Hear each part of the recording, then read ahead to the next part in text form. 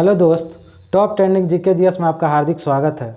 दोस्त, हम लोग अब टॉपिक चला रहे थे रसायन शास्त्र का। दोस्त, हम लोगों का जो टॉपिक है गैस का, आज गैस के बारे में हम लोग पढ़ेंगे। इसके बारे में पूरी जानकारी लेंगे, आखिर गैस कैसे, क्या इसका फंक्शन है, उसके बारे में हम लोग जानेंगे। देख रहे हैं, गैस के बारे में हम लोग जान रहे हैं।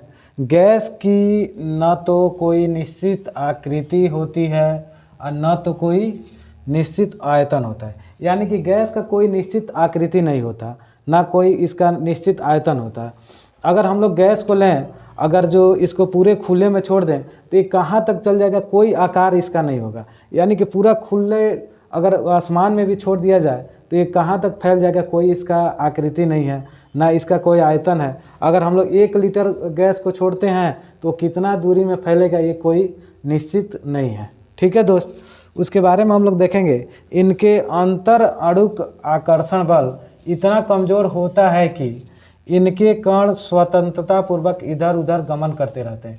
यानी कहने का मतलब है, इनके अंतर आकर्षण बल जो अंदर के अणु हैं वो बहुत दूरी पे होते हैं। इनका माने आकर्षण बल बहुत कमज़ोर होता है, जिसके वजह से ही हमेशा फैले रहते हैं। इनका कोई रुकावट नहीं होता है, कोई एक जगह से कोई बांधने की इसमें कोई क्षमता नहीं होती है, जिसकी वजह से ये हमेशा गमन करते रहते हैं, इधर उधर घूमते रहते हैं, फैल जाते हैं।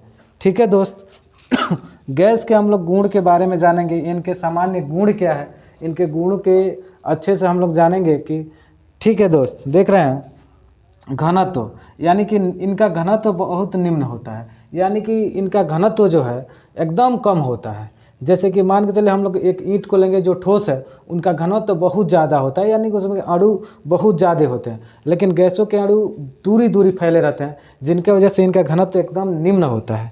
ठीक है दोस्त, फिर से देख रहे हैं द्रवणांक एवं क्वथनांक।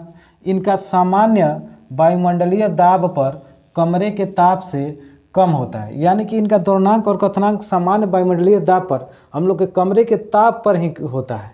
ठीक है दोस्त, कमरे के ताप से कम ही हो तापमान, तो फिर इनका द्रवणांक और क्वथनांक हो जाएगा। ठीक है, फिर देख रहे हैं संपीड्यता बहुत अधिक होता है। यानी कि इनकी संपीड़ित हम लोग कर सकते हैं, क्योंकि इनके अणु जो है बहुत दूरी तक फैले हुए हैं, जिनको हम लोग इकट्ठा कर लेंगे, एक जगह दबा सकेंगे, यानी एक जगह संपीड़ित कर सकते हैं। ठीक है दोस्त, फिर देख रहे हैं विसरण। इनके कणों के बीच अंतर अणुक स्थान अधिक होता है, जिनके वजह से यह तेज़ी से गमन करके विसरित हो जाते हैं। कहने का मतलब यह है, इनके कणों के बीच बहुत दूरी होता है, यानी ये दूरी तक फैले रहते हैं, जिनके कणों को हम लोग एक जगह नहीं रख सकते, यानी कि वो घूमते रहते हैं, जो विसरित हो जाता है। किसी के साथ मिलने के गुण पाए जाता है, ये किसी के साथ विसरित हो जाते हैं।